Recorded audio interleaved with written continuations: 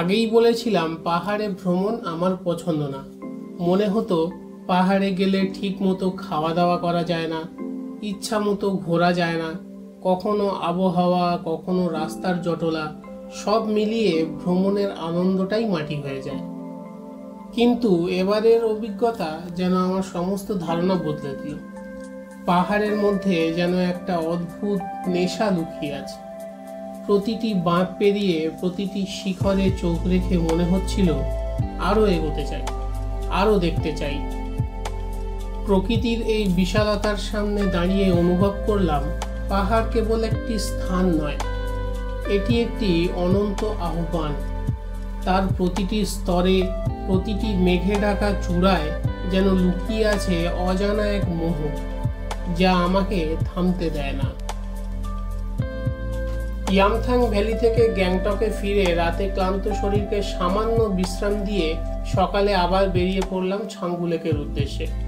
কিন্তু ছাঙ্গু লেকে যেতে হলে প্রয়োজন ছিল একটি সরকারি পারমিট, আর আবহাওয়া খারাপ থাকার কারণে সেই পারমিট পাওয়া নিয়ে আমাদের মধ্যে তৈরি হয়েছিল এক ধরনের অনিশ্চয়তা। ভাগ্যক্রমে শেষ পর্যন্ত পারমিট হাতে এলো। সকালের আকাশটা ছিল ভারী মেঘে ঢাকা। মনে হচ্ছিল যেন প্রকৃতি নিজেই আমাদের পরীক্ষা নিতে প্রস্তুত। যতই সামনে এগোচ্ছি ততই চারপাশ কালো মেঘের চাদরে ঢেকে যাচ্ছে। রাস্তার প্রতিটি বাঁকে যেন এক নতুন চমক হাজির হচ্ছে।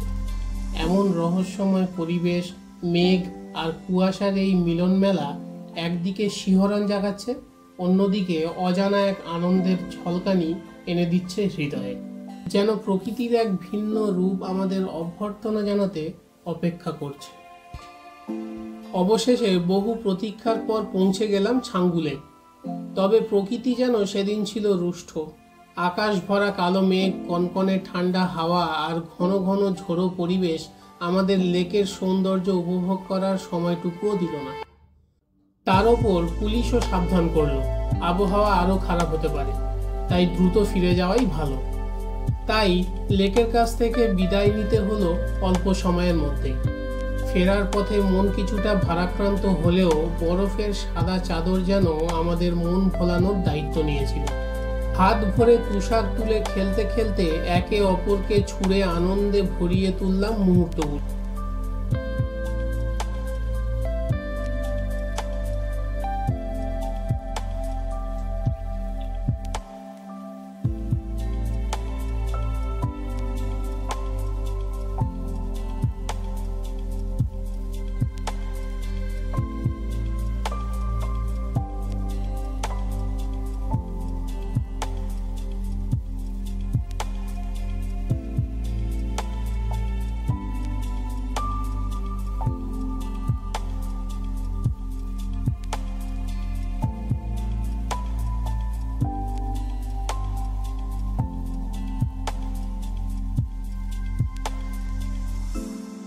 হঠাৎ করেই আকাশ ভেঙে নেমে এলো শুভ্র তুষারের ঝড়।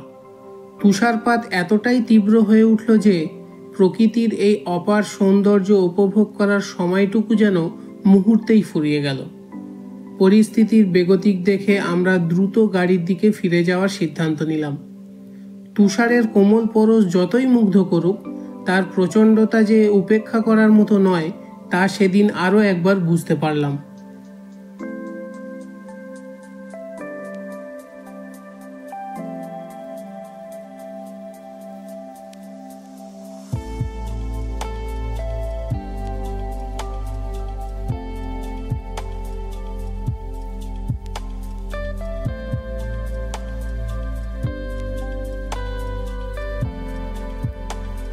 ধীরে ধীরে মেঘেরা যেন পাহাড়কে আলিঙ্গন করতে শুরু করলো। প্রতিটি শিখর আর উপত্যকা মিশে গেল এক সাদা মেঘের চাদরে।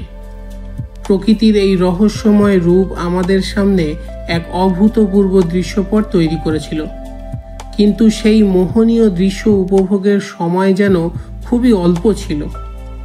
প্রকৃতির রুদ্র রূপের ইঙ্গিত পেয়ে আমাদের দ্রুত সেখান থেকে বিদায় নিতে হলো। আজ এই পর্যন্তই। লাইক করুন, শেয়ার করুন। ভিডিওটি কেমন লাগলো কমেন্টে জানাবেন। আমাদের চ্যানেলটা সাবস্ক্রাইব করতে ভুলবেন না। দেখা হবে নেক্সট ভিডিওতে। দেখতে থাকুন, সঙ্গে থাকুন।